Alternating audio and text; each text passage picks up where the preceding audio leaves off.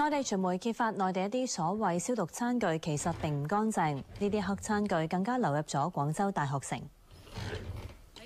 喺廣州大學城附近嘅餐廳用嘅都係膠紙包好嘅餐具，員工保證呢啲餐具經過專業餐具公司消毒，非常衛生。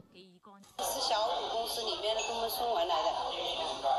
送那個餐具來的，是乾淨的，是乾淨的。呢啲所謂消毒餐具全部嚟自番禺石基一間餐具消毒公司，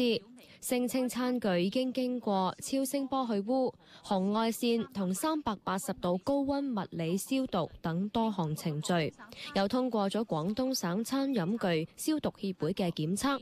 但內地記者隨意打開一套餐具嚟查看，發現裡面有黑色嘅污垢，又沾有蛋類食物殘渣。廣東省餐飲具消毒協會話呢一間公司冇通過檢測。就看到上面的這個標誌，比如說正規公司它都有公司地址，你比如啊，它有公司地址，你像這公司地址，它還有檢測單位，還有生產的日期，你看啊，這生產日期，還有消毒期，這個保質期是7天。大學城師生對事件感到無奈。無線電視記者陳珍妮報道。